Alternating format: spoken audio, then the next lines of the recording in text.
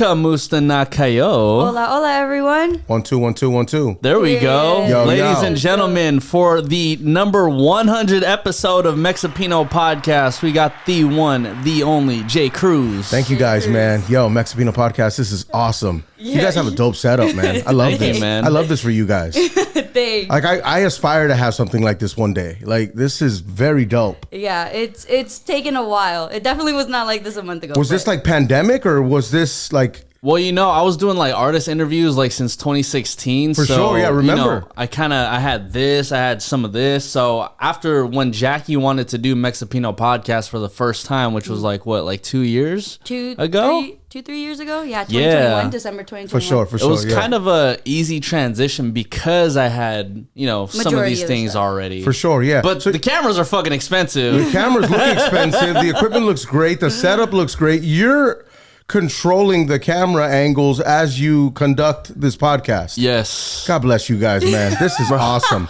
My head is spinning. I'm a fucking multitasker, man. Dude, I know. Every time I remember Nico at Real 92.3 when you guys were on with Bootleg Kev, and every time I saw Nico, it was like, yo, I was always congratulating Nico on something, whether it was the videos that he was putting out, or the mix that I heard on the air, or the break that I heard, or the movement he was making at the radio station. There was always something going on with Nico, and now that I mean, the hustle never stopped. Never, man. No, it never stops. That's great, and I think that's what we're about, right? As Filipinos and Mexicans, right? Like we're just see, he knows the premise. He knows the whole premise of Mexipino podcast. It's in our DNA, dog. It's in our DNA. Yeah. All we know is to work. All we know is just to continue to work and make it happen, regardless of what we have or what we don't have. All we know is to make it happen somehow, some way. Literally. Jackie, I know that's what you're all about. Nico, that's what you're all about. I've seen it with my own eyes from both of you, man. This is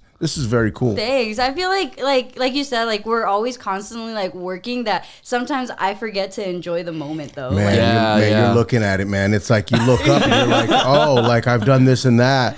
And then it feels like you haven't done anything and you need to do more and you need to go harder. And you're stuck in between, like I'm sure you've seen the meme. You're stuck in between, like, I'm proud of myself and I got to go harder. Yeah. Right? Like that's a tough spot to be. Well, it's like you accomplish something and then after that you're like, what's next? What's next? And you're trying to outdo yourself, and now you're in a competition with yourself. And we don't really stop to enjoy, and I think we should. I'm now starting to like enjoy, or even look back and look back at things that I've done and think to myself, oh, that was cool, versus just forgetting it. There's so much stuff that I've forgotten. It's insane. You're like, oh shit, like I did talk to that one person. Yeah, sometimes like Jeff, like, our producer on the Cruz show, he'll mention something, or an old video will pop up on TikTok or Instagram, and I'm like, yo, that's right. Like I did that, or we interviewed that person, or like I talked to that person. And I feel bad, but there's just so much work, and we don't stop to smell the roses. Have you like interviewed someone and then reintroduced yourself like a second time? Yeah, bro. Yeah. Yo, good to meet you, dog. And it's like, yo, I think the last time we saw each other, and in my head, I'm like, oh shoot, that's right. I'm like, oh God, that's right. We've met each other like 5 times. It has happened, and it's happened the other way around too, where you talk to an artist and they're like, nice to meet you, and you're like, bro, like we met before, cool. We met like 5 years ago, or 6 years ago, or 2 years ago. There was one artist that we interviewed on the show, on the Cruz show, where it was Corday, and I love the fact that like he came in and he shook our hand. And he didn't know. I don't think he knew. Like, oh, I've already met these people. So he's like, "Good to see you." Good to see you. Good to see you. And then that's a good way out. Yeah. Right? Yeah. And then he'd like actually confirm. He's like, sometimes I don't remember if I be meeting certain people, so I just say good to see you. Yeah. I've said good to see you, and they're like, well, it's nice to meet you, and I'm like, oh, that's right. Like, ooh, I just got caught. Yeah, well, I mean, you could always go a way around it, like, oh, like I've seen you on Instagram. Yeah, I think that's like the hardest part, because some people, like, I feel like I know them, or vice versa, and we've only been communicating through Instagram. We all have Instagram family. It's crazy. We all have Instagram family that they support everything you do, and and you've been following each other for 6, 8, 9, 10 years, and you've never met them. You never met them, and they're the most loyal person you know. No, literally. And on like if you had a guess on how many like artists you've actually interviewed, a number. Jesus. It's well over. I mean, it's probably getting close to 10,000. What? Wow. Maybe. Wait, I was not expecting that number. Me neither. I don't know what I just said. Maybe 10. I don't know. It feels that way. It feels like a million, but maybe less than that. I don't know, but it's been a lot. I mean, I remember when we first started at Power, we were interviewing people from probably 9 a.m. to 9 a.m. to like 4, 5, 6 p.m. Just straight through. Garcia would schedule 7 interviews, 6 interviews, and back then I was just like, what are we doing, because I started to worry about the quality of the interview. By the 6th interview, my head is spinning, I'm burnt, but I think what Garcia was doing, and he's a sports dude, he's a coach by nature and a great father. I think he was just prepping me. He was conditioning me. And I remember when we first moved to Real, our first few days, we were knocking out a bunch of phoners and in-studio interviews. And we were knocking out anywhere from like 5 to 8 interviews a day just to get content going, just to get the ball rolling, So I've never kept count, but I don't know, 10,000 sounds crazy, but maybe less. I don't know. Because you're even considering the ones that aren't like visually recorded. You're thinking about like phoners and everything. Yeah, phoners and stuff. I mean, I was fortunate enough to like interview Obama while he was president. Oh, wow. Over the phone. Hillary Clinton when she was running for president. Bernie Sanders on the phone as well. I was able to do this. So these are phoners, That's sick. And then I was able to interview like the Jabberwockies and Nipsey Hussle and Cardi B. Man. And then believe it or not, there's still interviews that I've never done. I've interviewed Jay-Z once over the phone when I was in Vegas. Hell yeah. When I did radio in Vegas, but that was it. Like J. Cole, I interviewed a few times in person when I was when we were at Power. But there's still so many people that I'd like to interview. Damn. What's still on the dream list? Like I've spoken to Kanye, but like I'd like to interview Kanye, especially since I love him so much and he annoys me so much at the same time. Like at this point, I was like, bro, like I got my own problems. I don't know what you and Adidas are going through, but I have 2 kids and a fiance, girlfriend, wife at home that I got to figure out. So I got and a daily radio show. It's like we're making an album every day. You know what I'm saying? Yeah. Like Ye would be cool. Martha Stewart, I think, would be funny. Dr. Dre, Martha Stewart, because she's been locked up, dog. We got a lot to talk about. You know what I'm saying? And like Dr. Dre, I've never had a chance. I went to see Dr. Dre when he. Do you guys remember when he did a radio show on Apple called The Pharmacy? Yeah. So I was invited to go to the studio and watch him record a show, and I went and I just stood in the corner and I was like, I couldn't speak. I get this way. Jack, you've heard me talk about my Kobe stories. I get this way. I talk to so many people and we talk to thousands, potentially millions on the radio every single day. But when it comes to like certain people, it's just hard for me. I don't know why, because I'm still that fan. I'm still a child, right? Yeah. So, and you respect them too at the end of the day. Crazy. And I was brought up like, don't bother people. You know what I mean? Yeah. So I never want to bother nobody. Same. But like, like this is what we've dealt with. But like Dr. Dre, I remember standing in the studio while he was conducting. He's a conductor, and he was, he's like, what's that? That Mickey Mouse Fantasia? Oh yeah. Where when he points, that lights up, and like that's what he was doing, and everybody had a role, and I'm just in the corner, honestly, and I found myself just kind of doing this. Even when the music was off, I'm just kind of like, I'm just like in a rhythm with them, and I thought that was dope. So I'd like to talk to Dre about so much. I mean, obviously there's so much there. Being someone who's been in radio and has obviously interviewed so many people for so long, you eventually become friends with these people, right? Yeah, I guess in a way. I'm not really good at making friends. You know what I mean? And like relationships are so hard for me. I don't understand why. Maybe it's just because it's a product of my upbringing, but yeah, you have to, you should become friends with them. Like I think like Bootleg Kev is really good at that. He's really good at connecting and really making friends out of these people or with these people, with these artists and these celebrities. But yeah, there's a few people that I know that I can call on and they're there, So I was going to ask, like, especially in a day and age where like tabloids are like the number one thing, right?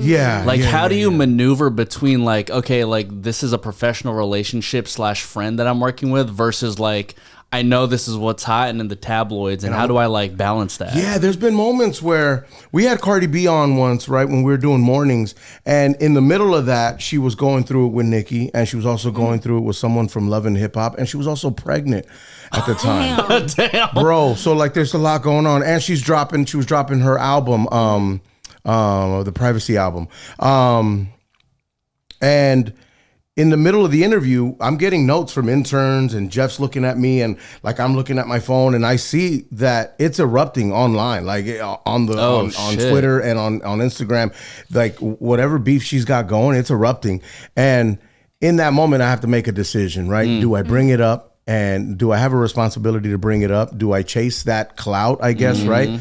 Or do I remember that she's pregnant?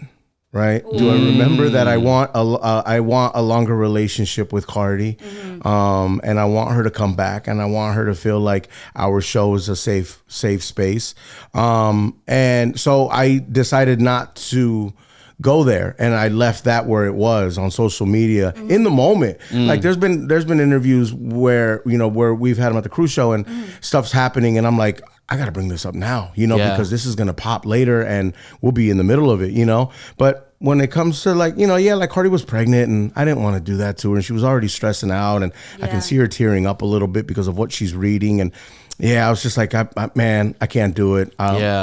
It's too much of a risk with very little reward, I think, Yeah. Well, I mean, we had PJ Butta on the last podcast, and he was going on about his stories about how he's got him, right? Oh, he's got him, man. And like people basically saw him as like the fucking god or whatever of his world, right? Sure. And I think what we tend to forget as human beings is we could look at like a Cardi B, we could look at like a Nicki Minaj, and we could praise them from so far away, but we always forget that these people are human beings. Yeah. It's very easy to forget, right, that they are human beings, you know? Yeah, you have to remind yourself that, man, they're going through things too, you know what I mean? I remember I forget who it was, and I was like, yo, pray for so-and-so. It might have been Ye back in the day.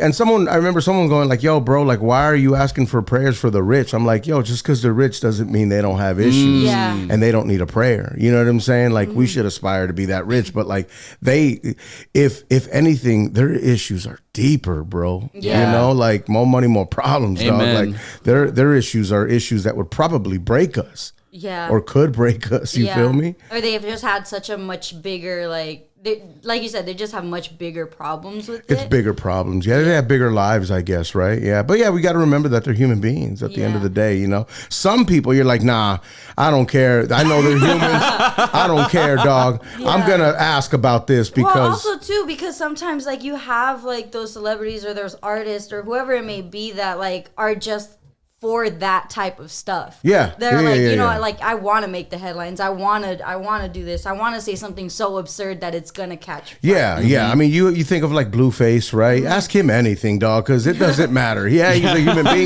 but he's a reckless human being. Ray J's another guy. Ask him anything, dog. It doesn't matter. Whatever's going on, ask him.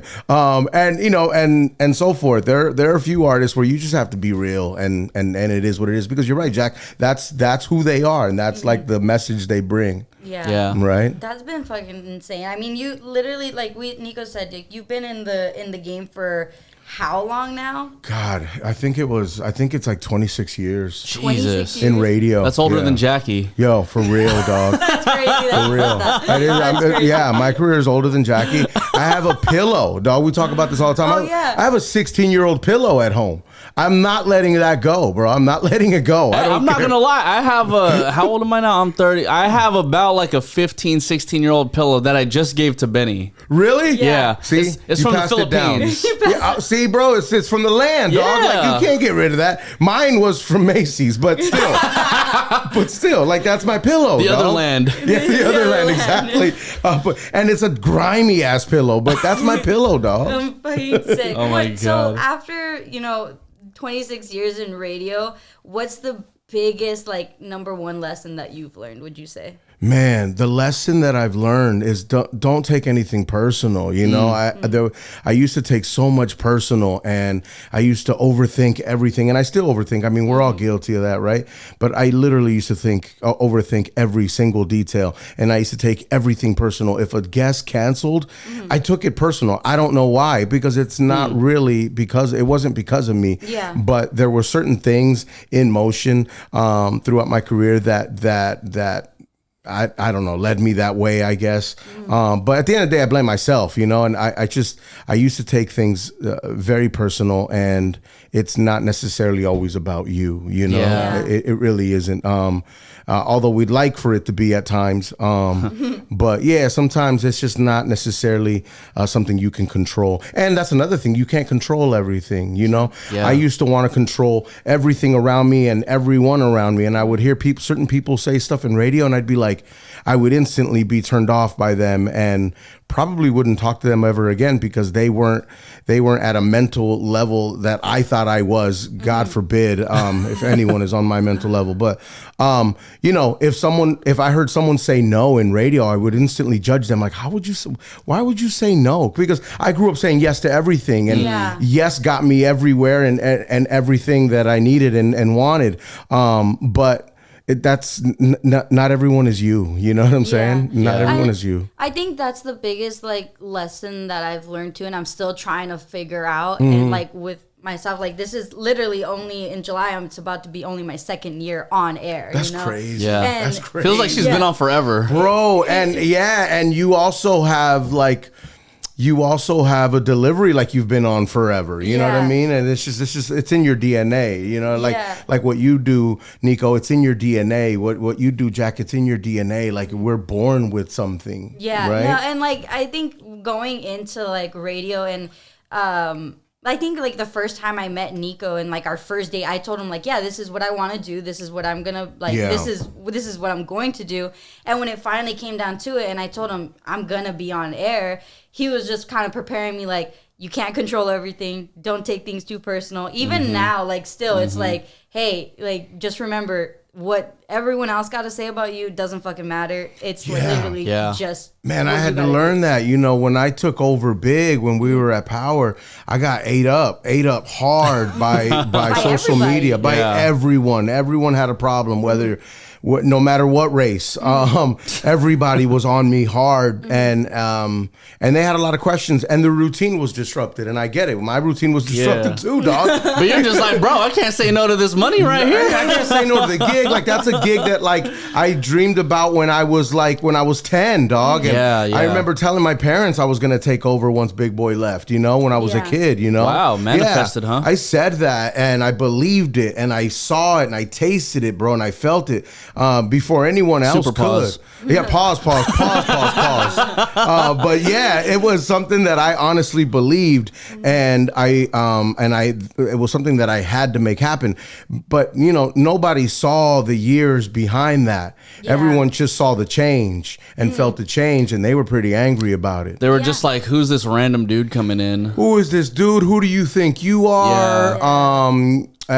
We don't even know who you are. I was on at night, and it was really bad. Everything from my looks to how I sounded to everything. And I get it. People don't like change. You know, change is one of the hardest things to get comfortable with, especially with our listeners. Especially our listeners have a routine, and their routine is to survive. And when you disrupt that, that's an issue. Because you are then part of their survival. Yeah. Because, you know, like, I mean, at least all three of us know, and hopefully people on this podcast, but like, you know, people who are like diehard radio fans, like they feel like they're really a part of your life. Jackie will tell me so many 100%. Times about like, what was the dude Mondo? He calls and just wants to argue with Jackie. You know what I mean? And it's not like a disrespectful argue. It's just a meeting of the minds, dog, and a disagreement. And he pretty much disagrees with everything Jackie says. But he, he brings that to the table, and we welcome it. As long as it's not disrespectful. You know what I mean? And Mondo isn't. But if it can create a healthy, funny conversation, let's have it. And that's another thing too. It's like you never want to take that personal. I remember when Jackie first started with us, she dealt with some hate and a couple things here and there. And I remember telling Jack, like, none of it matters. Trust me, I've been through it, and I went through it. I literally went through it. And on the other side, I realized that it doesn't matter. It really does. It matters in the moment because it hurts and you feel like you're being attacked, and you are being attacked. But you have to know that on the other side, man, it just fizzles away. And I feel like too, like especially like this day and age of radio, like now adding social media on top of everything. Like everyone has access to everyone has access to what you look like, to go and give a personal opinion directly to you. You could block someone's call if you wanted to, like if they wanted to talk shit on you on air. But like now that they can just look you up on social media, people can dox you if they wanted to. Like it's fucking insane. And can you imagine with like deep fakes and AI now? Like there could be a video of Jackie out tomorrow saying something crazy and it's not her. You know what I mean? And now, I didn't even think of that shit. That's and nuts. Now you're defending it. Something that's not even real, and you can say that's not real, guys, but you still have to defend it because there's a new person looking at it every minute, and you have to answer to them too. It's just a constant. It's a vicious cycle, man. What would you say is the most, like, I guess, hardest thing adding social media on top of radio? Keeping up with it, I think, keeping up with everything. And, that's an audience as well. And a lot of times it's the same audience. Sometimes you just have a social media audience, so you're almost putting on a show for them as well. But yeah, I think just keeping up with social media and also being very careful. And what we do is we want to have fun. We like to have fun. I like to say funny things. You know what I mean? I'll say something that may come off a bit brash or hopefully not disrespectful, but maybe a bit too much. And then I'll just look at Jackie. I'll be like, maybe. Like, no, I'm just saying this I'm just saying this to like stir it up. You know what I mean? I'll be like, that's not true. And I'm like, because I'm just trying to create and I'm trying to like create emotion. Just being careful with what you say. You don't, everyone is so ready to, a lot of people are so ready to be offended and, living in that is, it's like an obstacle course every day with what you say. Well, we live in such a PC culture right now. And I say that even in comparison to like what you've been through, because you started radio like back in the 90s and even like 2000s when I started listening to radio, you could get away with so much shit. But nowadays it's like, it's very hard to even like get a thought out without someone feeling like, they're attacking you. Like, why'd you say that? Yeah, when I was, I'm about to name drop. When I, when Benny's gonna pick it up. When I spoke to Barack Obama, dog, I had one question. They only allowed one question, and it was basically I had to like welcome him, right? Thank you for calling, Mr. President.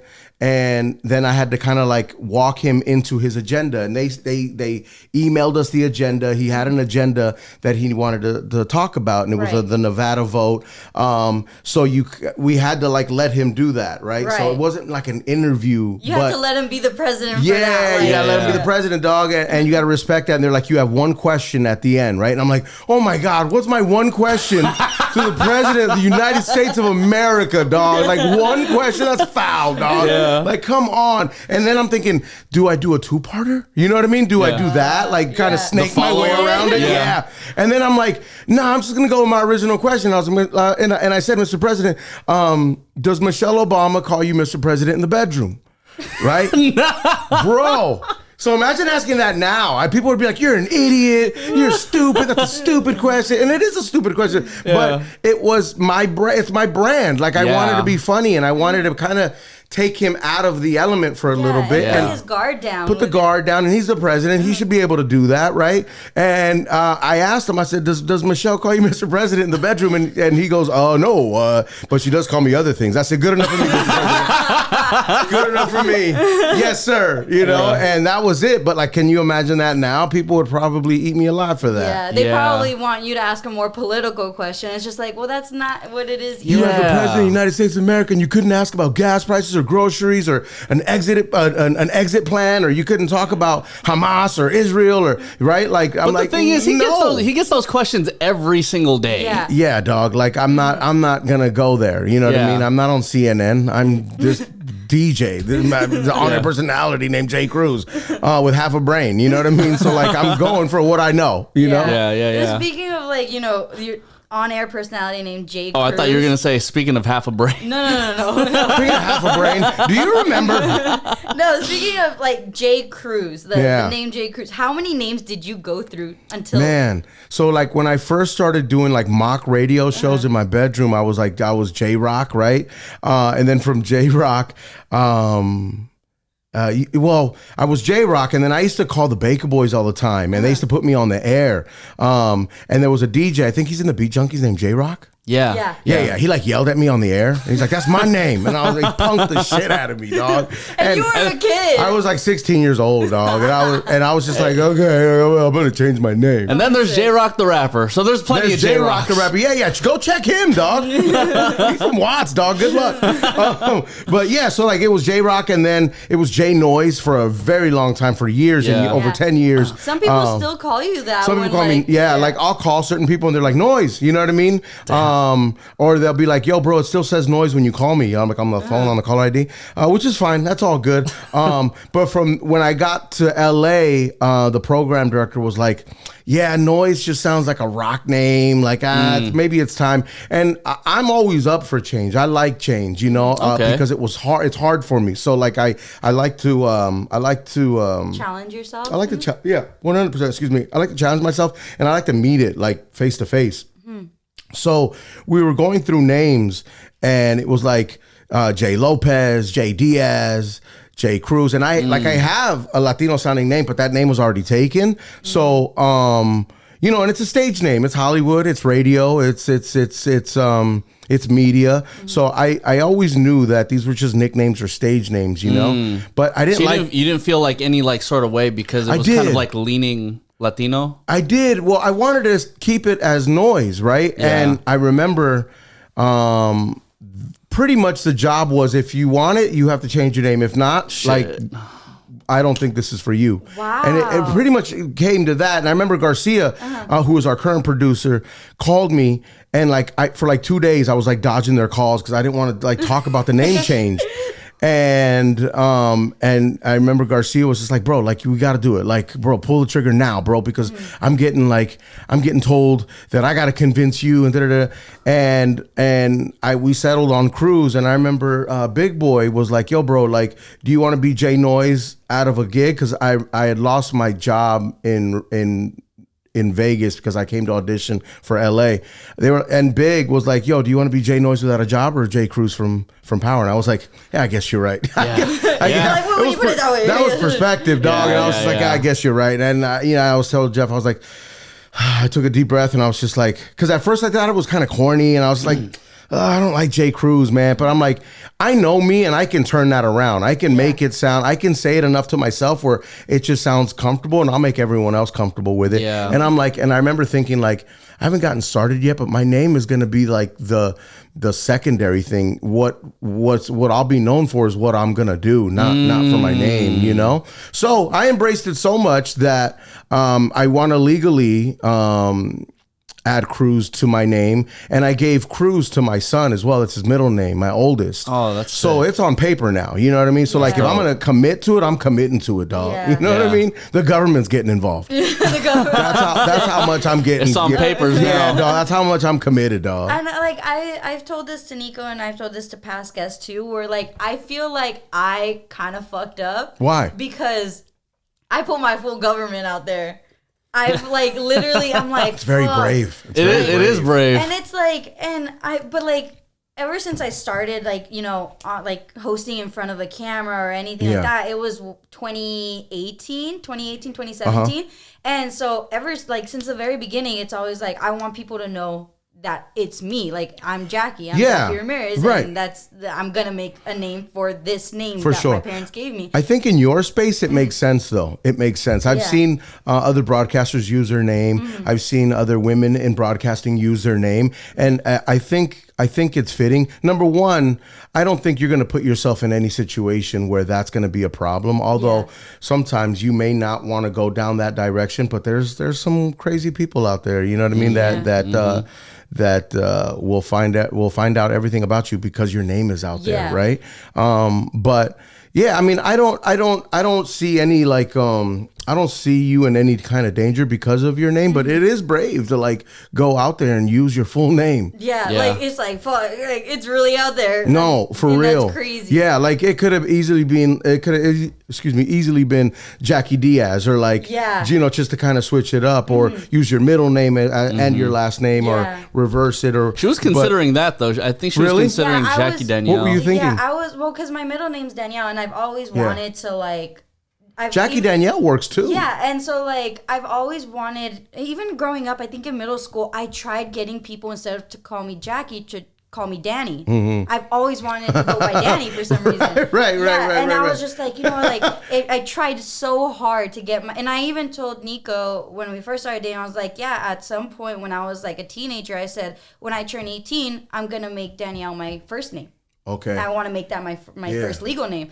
And then it was just too much paperwork, so I was like, okay, never mind. It's a lot of paperwork. Yeah. Bro. It was like, okay, but yeah, for a long time, I really wanted to go by my middle name, which is Danielle or Danny. Yeah. So let's say, I don't know, Jack, 10, 15 years down the line, you get a gig and they suggest a name change. Are you down? Are you good for that? That's a question. Like, probably not. It'll feel like you're starting over. Yeah. It'll feel, but you're not. But you're not because your face is the same. That's true. That's true. But I feel like I'm gonna do so much in that time that it's gonna be like you'll have so much built up as Jackie Ramirez. I have so much built up as Jackie Ramirez that I don't know if I would consider. I may just add something to Jackie and just drop like my last name. Yeah. There's a lot of actors that came into the game and with one name and now we know them as something else. Like that happens too, you know? Yeah. Or their name was just kind of morphed into like the name that it sounds like now, but they were something close to it when they first got started. Or you get really, go ahead. Like Donald Glover, I mean, like some people know him, as Childish Gambino. Other people know him as Donald Glover, the actor. And it's a thing. And you might get lucky and just be like Miguel. Man, how lucky is that? How easy is that, bro? Just Miguel. Like, that's easy, right? It's easy, and there's like, there's no problem there. It's easy. Yeah, one name. I mean, but like, I don't know. Like, the one name is tough to pull off too. That's so tough. Right? You gotta be like the best at what you do, bro. If you're gonna be the main Miguel, you gotta produce like the main Miguel. Yeah, because there's so many Miguels out there. 1,000%. With so many like years of experience, because you have the craziest fucking stories, and I have there's been heard so many. Yeah, I don't know, and I don't know if you want to talk about this one, but there was one that you said that in Vegas where you like. Vegas was a crazy time, man. He's like, which story are you talking about? There's millions. For 10 years, bro. The lobby one. The lobby? Yeah. What happened? The hose. One more time. Hold on. The lobby hose? Yeah. What happened? The water, where you just kind of like fucked it like all up. The lobby? Oh, hose like the manguera. Yeah, like the manguera. I thought you were talking about some hose. No, hold on. I wasn't sure either. Like, you talking about what kind of hose? Okay. Wait, what did I do? You had said that, like, and we could totally edit this out. No, it's okay. It's okay. Where you had, like, flooded the, like, lobby. Yeah. Because you were so pissed. Yeah, I was upset. You know what I'm saying? And I'm just like, like, I'm doing this. Like, you flooded the lobby. I just got a hose and I just, like, all around the room. I was bored. I was trying to create content. I don't know what I was doing. You did it out of boredom. Pretty much. I remember, I did that. God, man, I did that. Oh, fuck. Luckily, there was no like real damage. You know what I'm saying? But sheesh. I remember donuts were delivered to the radio station, and Cyles was having a meeting, and Cyles wasn't really paying attention to me. And I'm doing mornings, and I'm trying to get sold. I'm trying to create bits. I took a bite out of 24 donuts.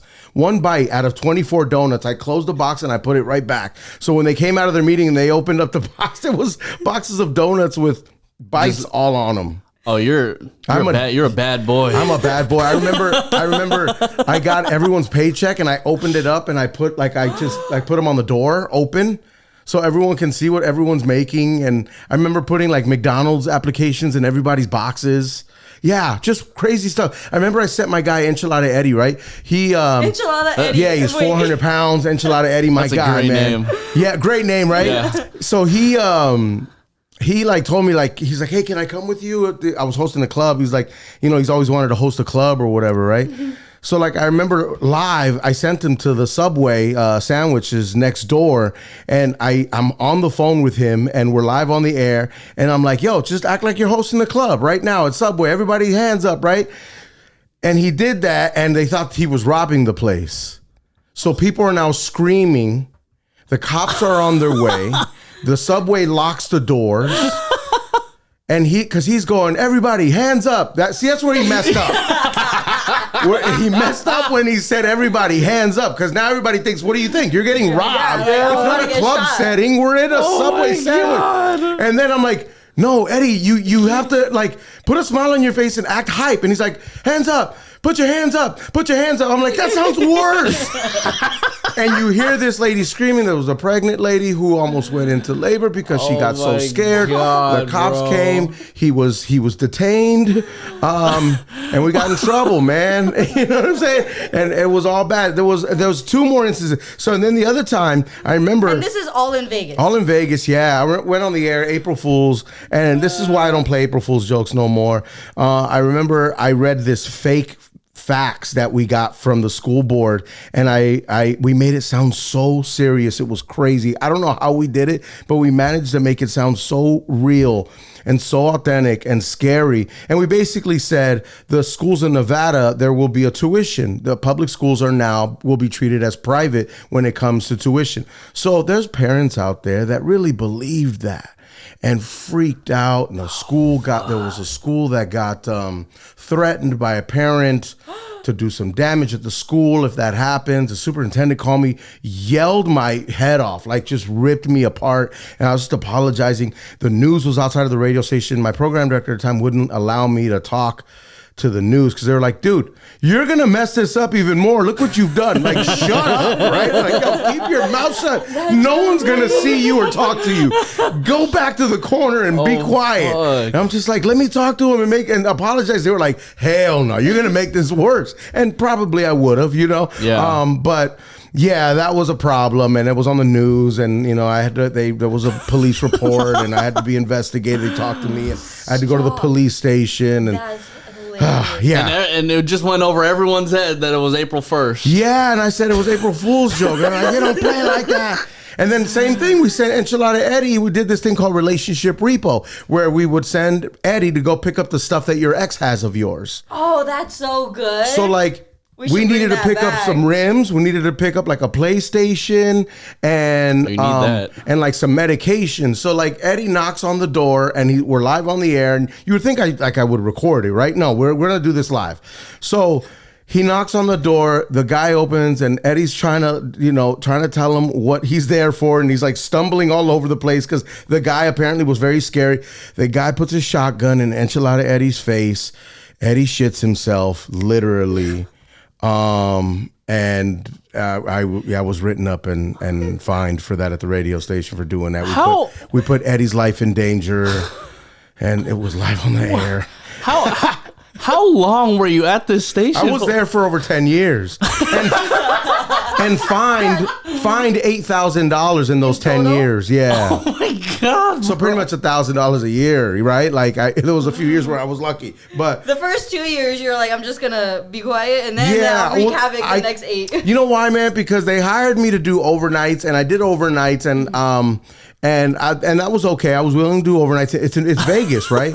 And then I don't know. I just wanted to create, and I grew up listening to Howard Stern and other great radio shows that created bits. And this was like, old school radio was full of that, full of radio bits and like radio wars and bits that would get you in trouble. Did you guys hear?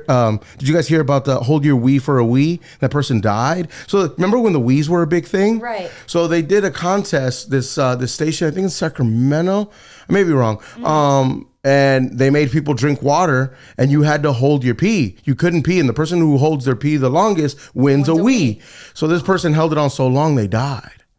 Stop. We never heard from this morning show again. Oh But my God. these were the kind of things that were going on, bro. Like just sick, twisted bits, and I wanted to be a part of that. Yeah. And Shit. yeah, I was telling Jackie the other day an old radio bit like butt bucks, right? Oh yeah. So we get a bunch of station money and we throw it on the floor, and we would have like Leche with his bare ass, right? This is something we would do, not something we did do. But I was telling Jack, this is like an old radio bit. And we would have Leche, or whoever is in that position, they would pick up as much as they can with their cheeks, and that's how much we would give out to the winner. You know what? I think you might have told me about that because I have a very kind of similar story. So me and my friends, mind you, I was like 14, 15. Right. We played this thing. Very clear. We played this thing called Poo Dollar. Have you heard of Poo Dollar? No. Oh, you did tell me about This that. wasn't even for the radio. This was just you guys hanging out. This was them at an all-boys high school. This was just fuckery at its finest in high school. Poo So Dollar. what we would do in Poo Dollar is you would basically have to take a dump in $1 or a 20 or whatever it was, and then just leave it on the floor for someone to pick up. And you guys would like, hide behind a bush or something to see who picked it up? So at this mall, it was at Stonestown Mall in San Francisco. Not the Ceremony Mall? No, definitely not the Ceremony Mall. I love that mall. I've never been there, but I've heard you talk about it. I'm That's so like down. Filipino Central, bro. Is it really? Yeah. Stonestown's kind of like white boy central. Okay. So what we would do is, I took a crap in $1, like a very small amount of crap, right? So I placed it on the floor, and then you could go upstairs and you could watch from like a balcony to see who would like pick it up, right?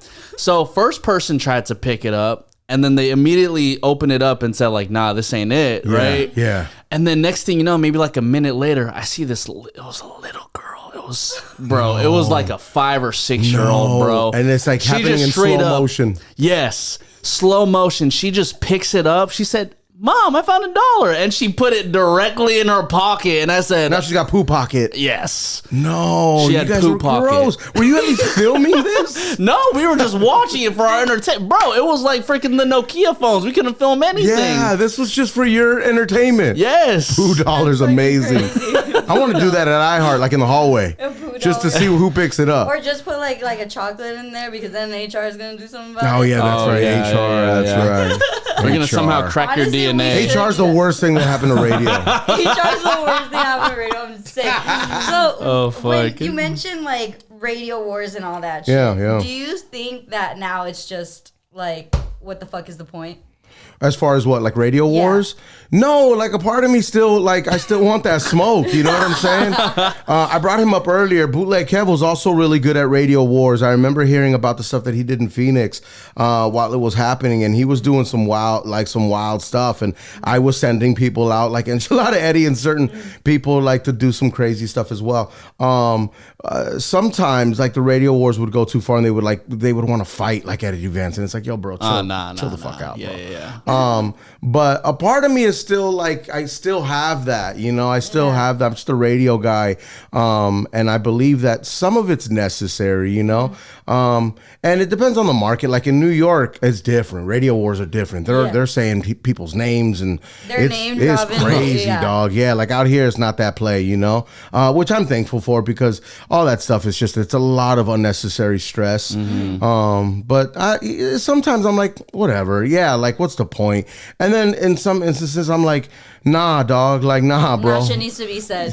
Or like it just needs to be said or needs to be done, or it needs to be protected as far as what we do. We deal with that, Jack. A lot. We deal with these silent radio wars that go on, and maybe they're just in our heads. You know what I mean? But like. but there's certain things that that need to be protected. You know what I mean? And there's like certain things I don't play. You know? Yeah. I don't play about when it comes to certain things. Yeah. Was there were there any like radio wars when it came to like you and Big? Because I remember when I joined Real 92.3, it was in 2016 when Real was like just announced. Actually, 2017, somewhere around there, right? Real was just announced. I remember. You know, you end up becoming the morning show at Power. Big ends up becoming the morning show at Real. You guys co-workers at one point. Yeah. You know what I mean? And then to see you go over to Real like a couple years later, like how has that relationship been? Because there's been a lot of, it just seems like from the outside looking in, there's a lot of like tug and war and then camaraderie. Yeah. You know, Big is and still is an inspiration of mine. When I heard Big on the radio, I immediately knew this is what I want to do. When I heard Big on the radio, I heard other DJs. You know, my dad would listen to the radio a lot as well, and he would turn it up when the DJ talked, and I always thought that was interesting. I wanted my dad's attention, but the dude on K-Earth has my dad's attention. This is crazy. So I remember thinking, like, I want my dad's attention, like, and so I remember thinking like that was important. And I heard other DJs talk on the radio, but when I heard hip hop radio station, I heard Big Boy and I heard the Baker Boys, I immediately knew that this was going to be my life, not my career. This was going to be my life. Wow. And I remember, you know, telling my parents that I was going to be on LA radio one day, and you know, to their credit, they were like, okay, yeah, you know, they didn't discourage me or nothing like that. They were like, that's cool. All right, we'll see, you know, and you know, they allowed me to do my radio shows in my bedroom. They didn't know what I was doing, but they knew I was doing something towards something. And when I got to work with Big, it was crazy in the same building. I was just like, whoa, like I felt like I caught up, right? And then that change happened and he left. And I'm not going to front, like I can't lie. I was also very disappointed and very sad to see him leave because I just thought, he's one of those guys you thought would be there forever, right? But he left. And when I had to get over that, and I had the task at replacing him, which was a dream of mine, right? Just not the way it happened. Yeah, but you can't control that, right? Yeah.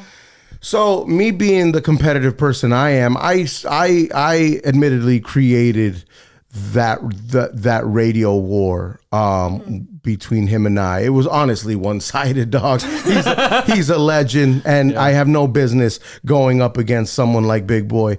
But you know, I was being fed certain things, and just the way I am amplified that. You know, there's no one to blame for what the kind of things that I was trying to stir up, and nothing dangerous. I was just being very competitive. Yeah. And I was being told certain things, and it just amplified who I was and who I am. And I'm competitive by nature, and that can get ugly sometimes, and I have to check that. I've checked that live in front of Jackie. I've checked that privately as well. But there's a part of me that just wants to bury you if we're competing against each other. Yeah.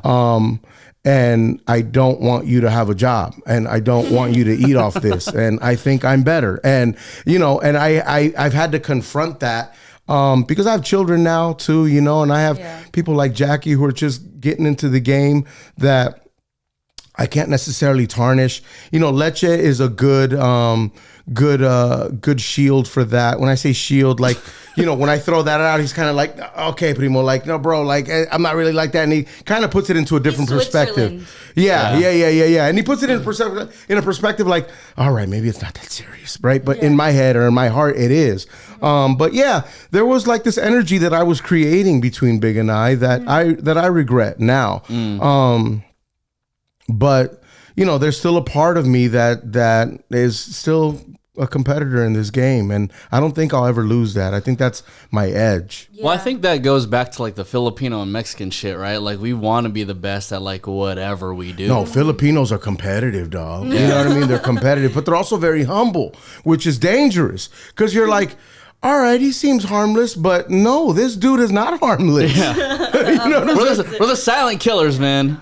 Yeah, like Latinos, you know, your killers come with smiles, dog. You know your killer, dog. And I feel like that's how, like, I am too, like in a way when. No, Jack, you're competitive. Yeah, like I mean, you and I have talked about it that we kind of have some of the same like characteristics when it comes to being competitive. Absolutely. Where it's like I'm gonna be the best, and I want to be the best, and like no one ever was. Yeah, and that. Like, if somebody fucks with me, I'm gonna fuck with them back. Yeah, I'm gonna do it 10 times worse. Yeah, we're gonna bark back, and we're also gonna bite, and we're also gonna try to scratch your eyes out and embarrass you. Yeah, and then win, and then bury you, and then bury you. You're right. Like it's crazy. It's crazy. I need to see a shaman. Yeah, a priest or some ayahuasca, bro. I'm down, but I'm not down. I'm very down. Really? He's very down. But I heard like you shit yourself. You can. Yeah. So don't go in there full. Well, you shit out all your toxins. All right, I'm okay with that. Yeah, you know, you literally get the toxicity. I heard it's a religious experience, though, man. I just worry about it unlocking other things that may be wrong with me that are tucked in. That they should be tucked in. Well, I mean, you forget names, you forget people. Yeah, so I mean, you might be forgetting other shit too. No, I'm forgetting a lot of shit. That's why I'm worried, man. I'm like, I'm forgetting a lot of things. I'm tripping. But I think that comes from not stopping and realizing what just happened or what is happening, whether it's good or bad, right? Yeah. We kind of just, we're Latinos. Like I saw in the last episode how like parents don't, our parents don't say sorry. You know what I mean? And I think what that creates in us, and my dad, like wouldn't talk to me for a week when I needed him the most. It's crazy. But my dad gave me the silent treatment many times growing up, and I hated that, right? I hated that. But I think what that did was that created something in me to where I just kind of have to block out certain things, whether it's good and bad, and I just got to keep moving. Yeah. I got to keep moving because by next week, my dad's going to talk to me. I know it. So let me just get this week out the way and forget about everything I'm doing, whether it's good or bad. So, question, considering you are a Latino dad of two, like what are some things that you do differently in comparison to, your dad before? I'd like to think everything, but there's also certain things that I've done and I've felt like my dad and I heard my dad and I was like, okay, I got to switch that. Like, I got to stop saying, I'll give you something to cry about. I have to stop saying that because my dad not only said it, he also meant it and he put it into motion, dog, Yeah. But yeah, there's certain things, my dad wasn't too affectionate. My kids, that all they hear is I love you. All they hear is I love you, My dad and my mom as well weren't like the affectionate type. They weren't hugging me. They weren't telling me how handsome. They didn't lie to me and say how handsome I was or how smart I am. They were very honest. You know what I mean? Yeah. And they told me exactly who I was. But that's something that I've created at home is like love from dad, and appreciation. And I tell my kids, you guys are the best thing that's happened to dad. I love you boys. I love you guys. It's gotten to the point where like my son's in the first grade and it's a lot for him. Like he's like, all right, dad, So especially at school with his friends. You want that though, because like as much as it is embarrassing for him in that moment, they're gonna hear it for the rest of their lives, dog, and I don't care. And I've created a thing too, like, son, when I do this, that means I love you in front of your friends or in front of school or that's lit. So I'm like, when I do this, it's like I love you, okay, and so do it back, So I've created that. I remember my dad was dropping me off, and I'm in the 7th grade, and back then I think it was 6th grade elementary, 7th was middle school, and then 4th. So my first day 7th grade, I got the bubble guts. I'm so nervous. I need a talk. I need a conversation with my dad about this. And my dad's like, what's wrong? Because, I think he saw me or heard me in the back of the car, like just. And it's always like they're already angry at like the What's answer. wrong? What's wrong? Like, it's like, they're like he's taking it personal already. And I'm like, I'm just nervous. And he's like, well, I'm late. Get out of the car. You know what I'm saying? Like, he's got to go to work. He's like, you're nervous and I'm late. Like, yo, get out because we got to go. So I just got out the car. I really needed a pep talk. I really needed my dad to be like, it's going to be fine. Yeah. You're a great kid. Don't worry about it. You're going to make friends before you know it. I know it's a new school. It's scary. There's bigger kids. Your brother's there, so don't worry about it. No, it was none of that. It was like, yo, basically stop being a pussy. Get out the car because I'm running late. You know what I mean? So like there wasn't like conversation with my dad like that, you know. My dad's also very competitive for whatever reason because he never competed in nothing. And he's also very he can be very negative and very funny in that way as well. I think that's what gave him his sense of humor. But yeah, like, you know, my kids, we have open line communication, and they know they can talk to me about anything, and I don't call them stupid, or I don't diminish their feelings with yeah. Like, no, like, we're gonna have a conversation. You're gonna tell me how you feel. If you hear daddy say something that makes you question dad, or you can ask me about it. When I say doing things differently is, you know, just having an open line of communication with my kids, and them hearing I love you till you know, from the beginning of the day to the end of the day, you know, they're gonna hear it and they're gonna feel it, you know. Yeah. That's awesome. I tried buying their love, but that doesn't work. You know what I'm saying? And it's just something gonna break, something gonna rip. Yeah, then you got to do it again. No, it's like you got to say it. And time is the gift, right? Like time, like being there. You know what I mean? Like, you know, Jack, I know you had your issues with parents, and you know, Nico, I'm sure you did as well. But they were there. Yeah. They were there. Yeah. You know what I'm saying? And my parents were there too, as much as they could be. You know what I mean? But they were there for whatever reason. If I got jumped. And it happened a few times growing up where I grew up. Yeah, like my brothers and my parents, they'd go out there and they'd protect me, and you know, and they would jump the fools right back. You know what I'm saying? And to me, like that was love. Like, okay, they do love me. They do love me. But you got to be there. You got to spend time. Yeah. You know, and that's what it's about. Time. Oh yeah. Damn, that's fucking. It's so nice to see that though. Like. That those cycles are now are breaking. Yeah, and we have to, and you'll break some too. You know, you'll have to. Yeah, you're not gonna give your kid silent treatment. You're not doing that because you know what that's like, and you don't want that for them. You know what I'm saying? And they don't deserve that, honestly. You know. 1,000%. Cruz wanted me to take a pregnancy test on air the other day. I did, man, because she was throwing up and coughing. Oh shit, I would have been fine with it because I know I didn't do nothing. I'm fucking sick. And she was like, no. I'm like, yo, just take a pregnancy on the air. That'd be crazy. No, pull out game strong, man. That's all I'm saying. You're so stupid, dog. Jesus Christ.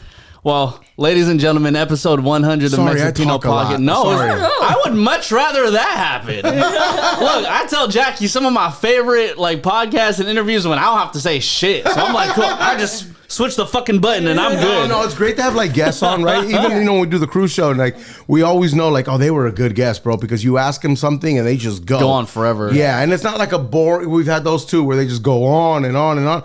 But there's some people that just have that and can like engage in a good conversation, and it just before you know, you've been talking for 40 minutes. You know? Well, 58 minutes. Holy. Yes. It was quick. I'm sweating. I'm talking so much. No, it's good, man. Well, these two got to go to work. And thank you so much for everybody. That's right. Yeah. Thank you, everybody, for listening to Mexipino Podcast, episode 100. Thank you, guys, man. Congratulations. Thank you. Yes, sir. You guys are awesome, man. It's love. Thank you. Thank you. Did you want to close it out? Yeah, my name is Nico Bliss. I'm Jackie Ramirez. I'm Jay Cruz. And peace out, y'all. Yeah.